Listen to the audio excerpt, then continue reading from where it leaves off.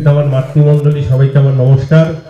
উপস্থিত এই পুজো কমিটির সভাপতি, সম্পাদক, সকল সদস্যা, যেহেতু আমরা গ্রামেই থাকি, আমরা জানি আমাদের গ্রামে নামর্ত হোক, বাউল হোক, বা আমরা মায়ের পুজো করি, কোথাও দুর্গা পূজা হয়, কোথাও বাসন্তী মায়ের পুজো হয়, কোথাও কালী পুজো হয়।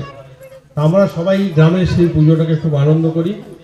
আজকে আমি রাজনীতির কোনো কথা বলবো না, শুধু আপনারা সবাই, আমরা মায়েরা বা আমাদের যারা রয়েছেন বয়স্কজন, বৃদ্ধজন, সবাইকে অনুরোধ করব, আমরা মায়ের কাছে তো সবাই পুষ্পাঞ্জলি দিব, আমরা একটাই অনুরোধ করব, আমরা সবাই যেন শান্তিতে থাকতে পারি। আমাদের পরিস্থিতি যেন বাংলাদেশের মতো না হয়, আমাদের কাউকে যেন, আমার মা বোন হোক বা আমার যুব সমাজ হোক, কাউ করে জোর করে হত্যা করে তাকে যেন পুড়িয়ে না দেওয়া হয়।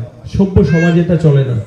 আমি মায়ের কাছে আমিও প্রার্থনা করব, আমার প্রতিটা মা বোন সুরক্ষিত থাকুক, আমার যুব সমাজ সুরক্ষিত থাকুক। আমরা সবাই জানি কম বেশি আমরা সবাই ওপার বাংলা থেকেই এসেছি। আমি না এসেছি, আপনারা না আসছেন, আমাদের পূর্বপুরুষরা এসছেন, এখনো হয়তো কিছু লোক থেকে গেছে, তারাও যেন সেখানে শান্তিতে থাকতে পারে। তারা যেন, যে পরিস্থিতি তৈরি হয়েছিল কিছুদিন আগে, সেই পরিস্থিতি যেন না হয়। আমরা আমাদের আরাধ্য দেবতা, দেবদেবী সবার পূজা করবে, সেখানে কেউ যেন বাধা না হয়ে দাঁড়ায়। কারণ যার যার ধর্ম শেষে করুক, আমার সেটা নিয়ে ব্যাপার নাই, কিন্তু আমাদের যে ধর্ম, আজকে পবিত্র রামনবমী, কম বেশি অনেকেই গিয়েছিলেন ভগবান রামচন্দ্রের প্রতি।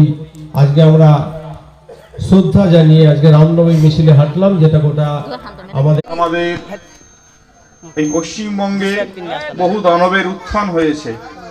মানুষ আজকে ত্রাহি ত্রাহি করছে, আসুরিক শক্তিকে পরাভূত করে।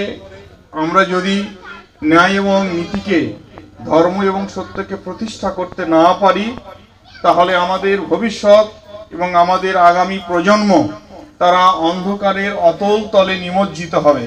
তাই